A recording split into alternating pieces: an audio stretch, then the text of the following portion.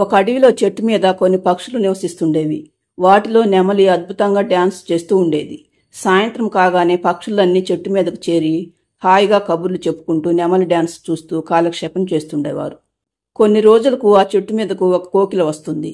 కోకిల ప్రతిరోజు ఉదయం చక్కగా పాటలు పాడుతూ ఉండటంతో పక్షులన్నీ కోకిల పాటలకు మంత్రముగ్ధులైపోతాయి. దాంతో పక్షులన్నీ కోకిలను పొగడటం మొదలు పెడతాయి. అప్పటి వరకు నెమలి డాన్సును మెచ్చుకున్న పక్షులు కోకిలను పొగడటంతో నెమలి భరించలేకపోతుంది. అది కోకిల కంటే తనే గొప్పదాన్నని నిరూపించుకోవాలని అనుకుంటుంది. ఒకరోజు చెట్టు మీద ఎవరూ లేని సమయం చూసి కోకిలతో మాటలు కలుపుతుంది నెమలి. కోకిలమ్మ, నీ పాటలు ప్రతిరోజు అందరితో పాటు నేను కూడా వింటున్నాను. నాకు కూడా నీలా పాటలు పాడాలని ఉంది. నాకు పాటలు పాడటం నేర్పిస్తావా అంటుంది నెమలి. నాకు పాటలు పాడటం పుట్టుకతో వచ్చిన విద్య నెమలి మిత్రమా. నేను నేర్పించినా నీకు వస్తుందో రాదో అంటుంది కోకిల. నా సంగతి నీకు తెలియదు కోకిలమ్మా. నేను తలుచుకున్నానంటే నాకు రాని విద్య అంటూ ఏదీ లేదు. నువ్వు ఇలా నేర్పించు, నేను అలా నేర్చుకుంటాను అంటుంది నెమలి. కోకిల సరేనని అంటుంది. అప్పటి నుండి ప్రతిరోజు నెమలి కోకిల ఎవరూ లేని ఒక చోటకు వెళ్లేవారు. కోకిల ఎలా పాడాలో నెమలికి నేర్పిస్తూ ఉండేది. అలా 1 నెల రోజులు గడిచిపోతాయి.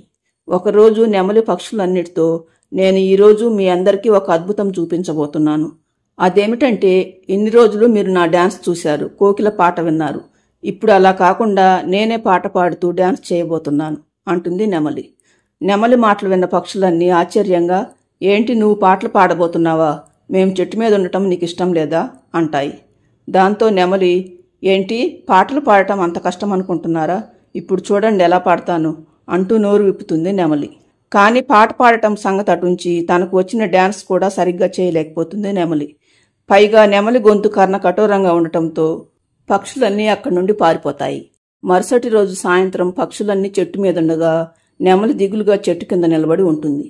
అప్పుడు చెట్టు మీదున్న ఒక పక్షి, చూడు నెమలి మిత్రమా, నాట్యం అనేది నీకు దేవుడిచ్చిన వరం.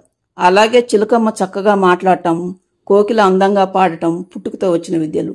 ఏదైనా మనకున్న దాంతో సంతోషపడాలి. నీవు 1 నెల రోజుల నుండి పాటలు పాడాలనే ధ్యాసలో పడి నీకు వచ్చిన నాట్యాన్ని కూడా నువ్వు సరిగా చేయలేకపోయావు. మేమందరం ఎప్పటి నుండో నీ నాట్యం చూసి సంతోషపడుతున్నాము. ఇప్పుడు నీ నాట్యానికి తోడు కోకిల పాట తోడైంది. అందుకని ఇక నుండి ప్రతిరోజు నువ్వు అందంగా డాన్స్ చేయి. నువ్వు డాన్స్ చేసేటప్పుడు కోకిల చక్కగా పాడుతుంది. మీరిద్దరూ అలా చేస్తే మేము చూడటానికి వినటానికి కన్నుల పండుగలాగా ఉంటుంది అని ఆ పక్షి అనగానే నెమలికి అది అక్షరాల నిజమనిపిస్తుంది. కోకిల కూడా అందుకు ఒప్పుకుంటుంది. అప్పటి నుండి కోకిల పాట నెమలి నాట్యంతో పక్షులన్నీ మైమర్చిపోయేవి. ఈ కథలోని నీతి, లేని దానికోసం ఆశపడటం కన్నా ఉన్నదాంతో సంతృప్తిగా ఉండటం మిన్నా.